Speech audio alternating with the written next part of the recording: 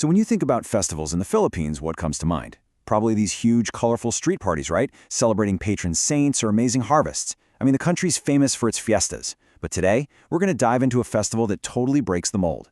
This one wasn't born from a harvest, it was born from the heat of battle.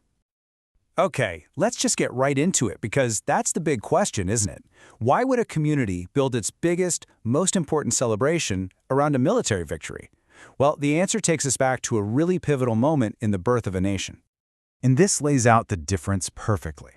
On one side, you've got all the familiar themes, faith, agriculture that define so many incredible Philippine fiestas. But the Wagayway Festival in Imas, Cavite, it's on a whole other level. Its entire focus is on history, nationalism, and that fight for independence. So, let's get to the heart of it. The story of this festival, it all comes down to a single pivotal moment, the very first time the Philippine flag was ever raised in victory. And that moment happened in a place called Alapon. Okay, so we've got to go back in time.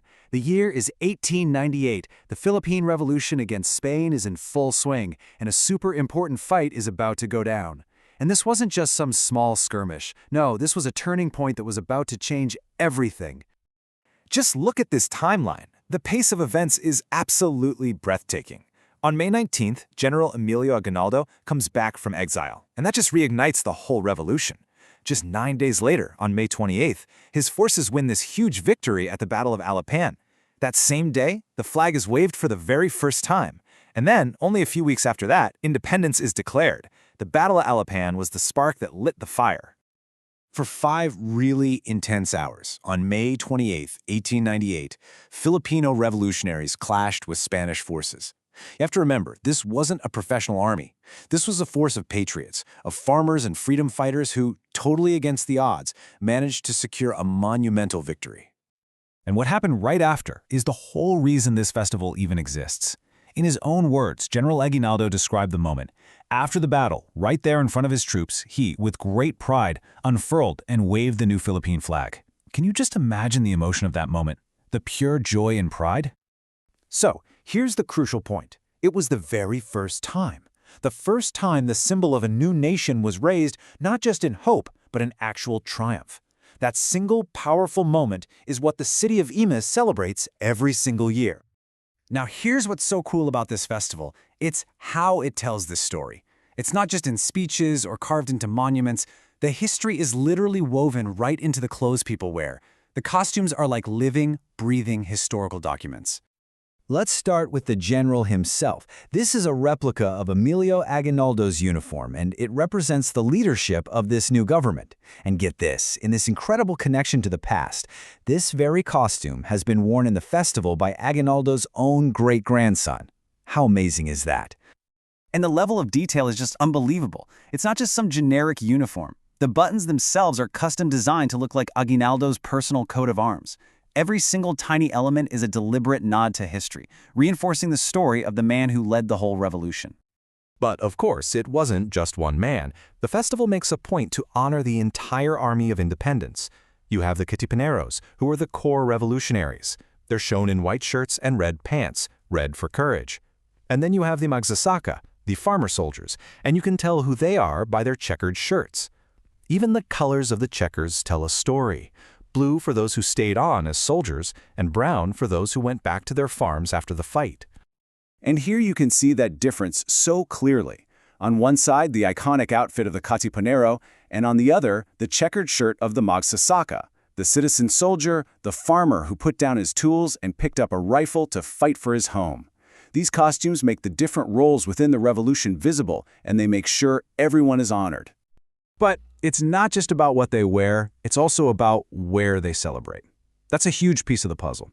The festival literally transforms the entire city into a stage for history. You know, there's this really cool concept called a site of memory. It's basically a place where history isn't just a boring plaque on a wall. It's a location where the past is actively relived and felt, where it's given new meaning right now, in the present. The Wagayway Festival is an absolute masterclass in creating these sites. Okay, now get this.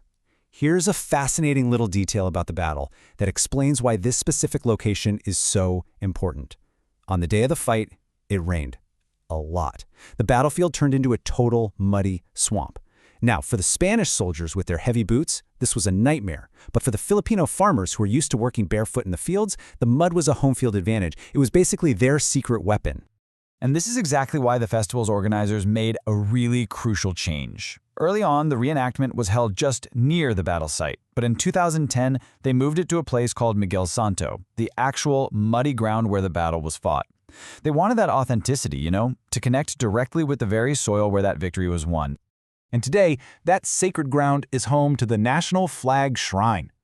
It even has one of the tallest flagpoles in the entire country, a permanent monument marking the exact spot where the flag's journey began. This isn't just some park, it's a true site of memory, a place where history is physically anchored to the earth. So when you put it all together, you start to realize the Wagayway Festival is so much more than just a parade or a reenactment. It's this deep, profound act of collective remembrance. It works on so many levels. The costumes let people literally step into the shoes of their ancestors. The flags waving everywhere you look are this constant, visible reminder of national pride. And the physical spaces, the actual streets and fields, are transformed into sacred ground, connecting the present directly to the past. And that's really the ultimate takeaway here. The Wagayway Festival proves that history doesn't have to be something you just read in a dusty old book.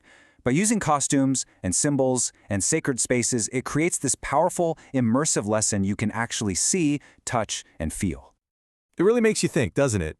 Every town, every city, every community has its own pivotal moments, its own heroes.